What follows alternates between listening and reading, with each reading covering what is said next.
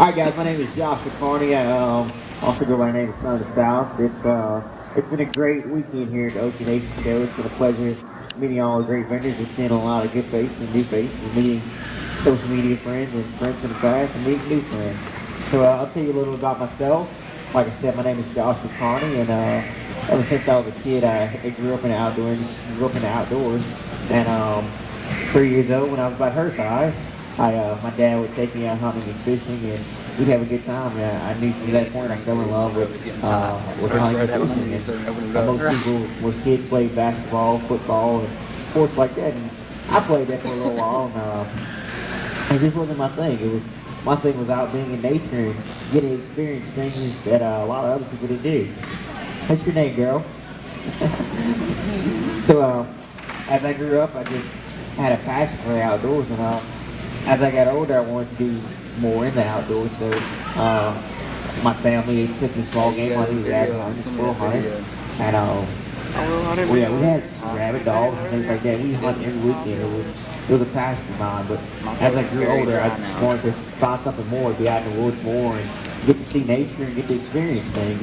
So I picked up deer hunting. Well, with my family not being a big game hunting family, I had to teach myself how to deer hunt. So I watched hunting videos and hunting shows like the guys in the back on Major League Bow Hunters, and watch things like that, and I just wanted to learn and be out in the outdoors more and experience more of that.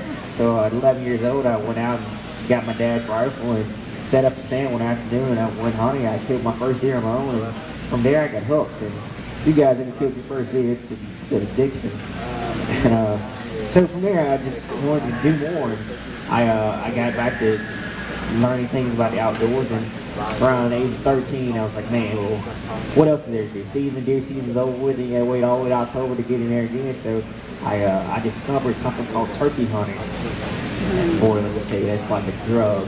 If you ever get turkey hunting, you get to hear that gobble early in the morning, it's addictive. So I watch the guys on TV, and they kill turkeys in 5 minutes. I'm like, well, they do it in 5 minutes, how hard can it be? So me and my dad, we went to Walmart, got some little cheap calls, and I swear, if you go to Walmart, get cheap calls, and think you're going to call a turkey, you're crazy. So, April 17, 2005, me and my dad went turkey hunting the first time. We went to church that morning, and we were in the church parking lot. I was like, look, Dad, we're going hunting. He's like, sure, buddy? I was like, yeah, let's go.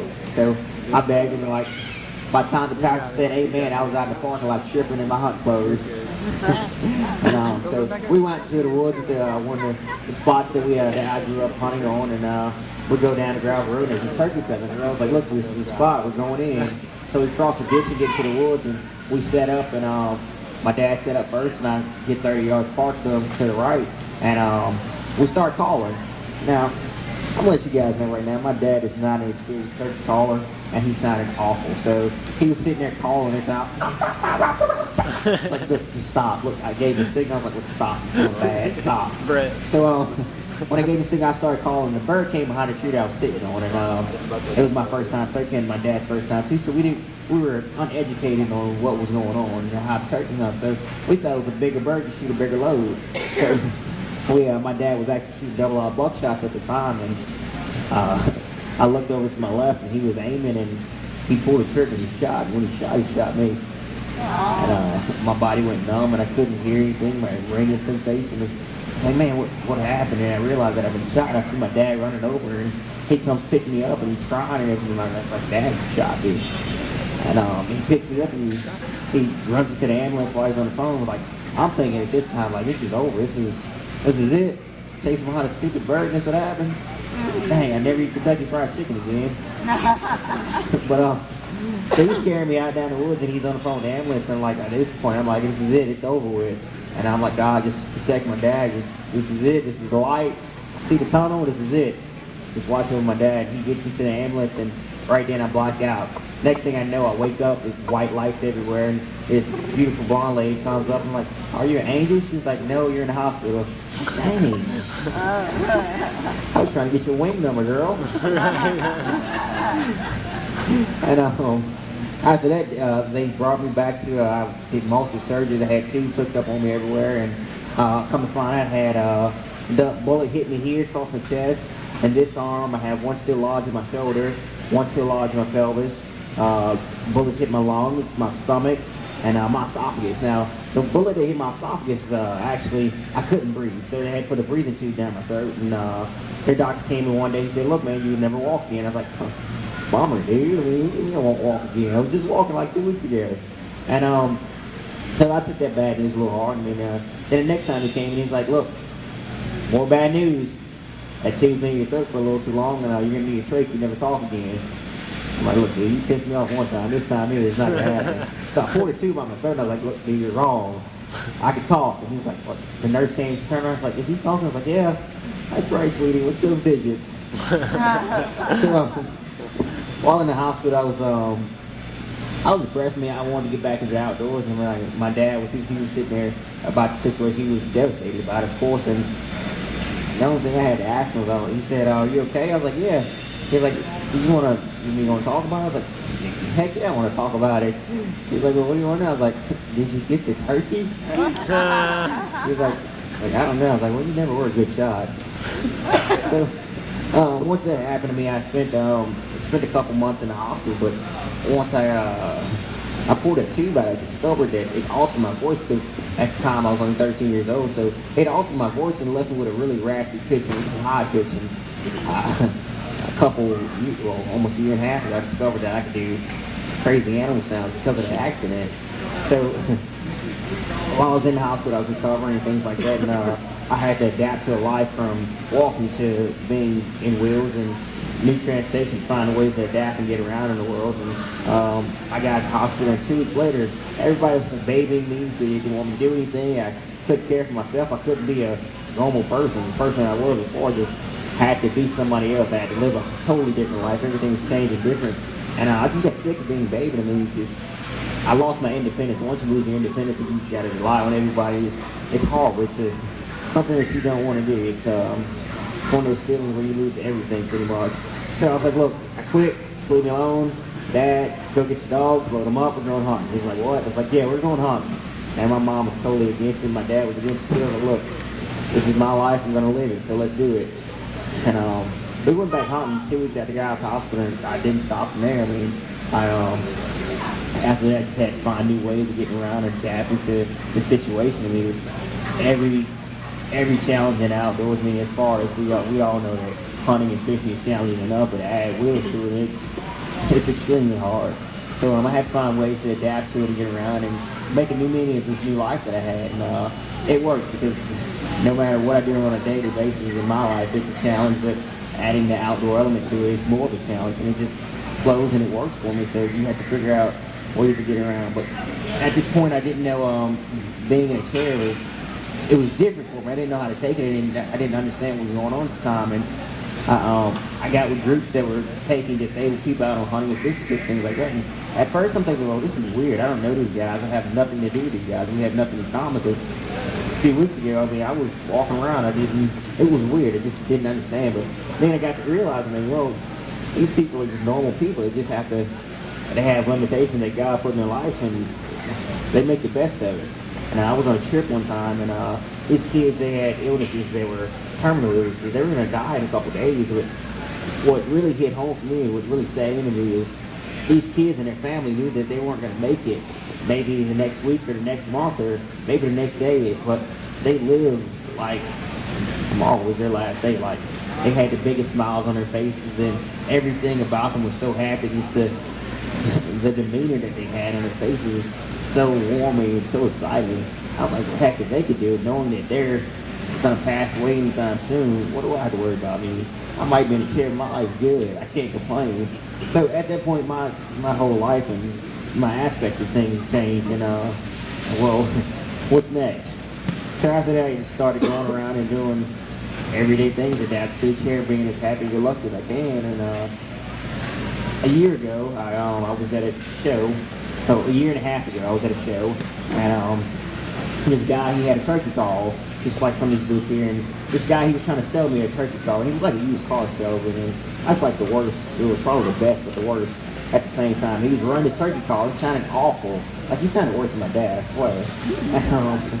He was running the call, and he was trying to sell it to me. He's like, well, what kind of call do you? Like, I don't know, I could do it in my voice. I was not, at this time, I was talking like mad game.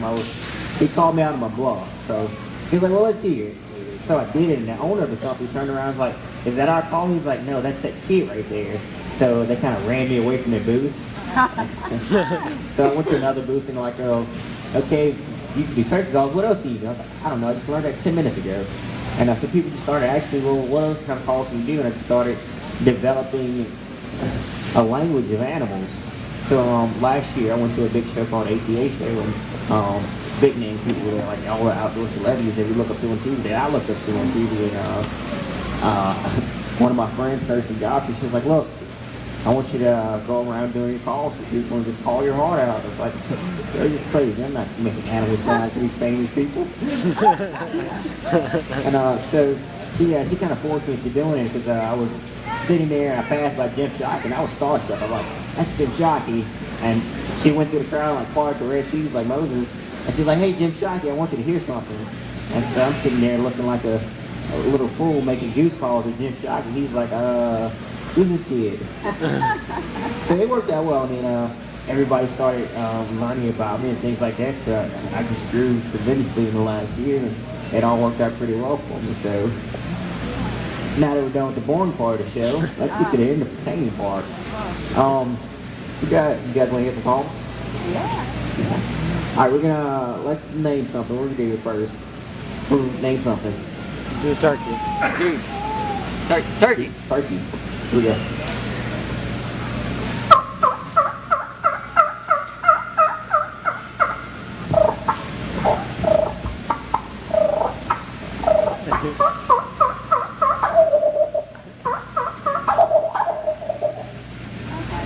Turkey call.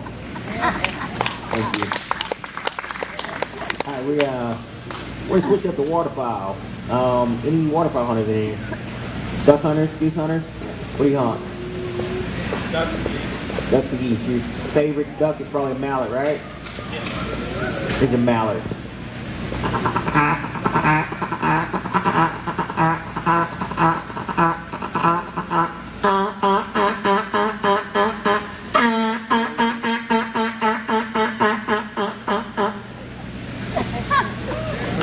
Too much. Thank you guys.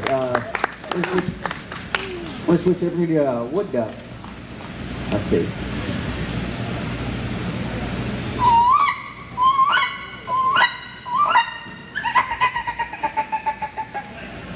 Wow. Wood duck. Now down south we have plenty of those. That's probably the best eating duck in the swamp. We're gonna do some goose, Canadian geese. Because I looked across the street and there's like a ton of them in the field across the road. What's the goose season here? Anybody know? Now? Alright, here's a Canadian goose.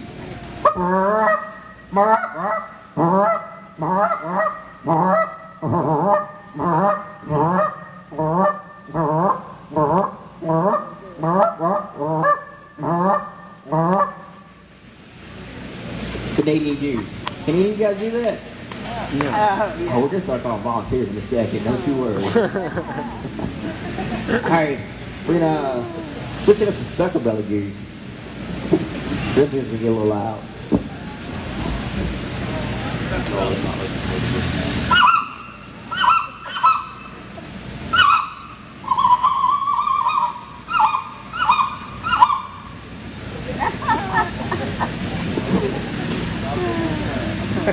She's like, what in the world was that?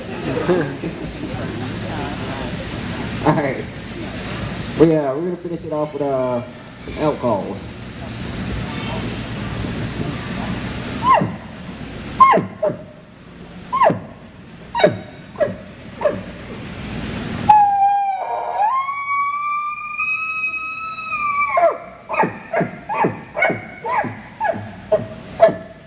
That was the elk being for you guys. I'm sure, yeah. Now, if you guys thought that was the fun part, it's about to be really interesting. Can I get some volunteers? If you don't raise your hand, I will point you out. Get up, everybody. Volunteers. Going to one.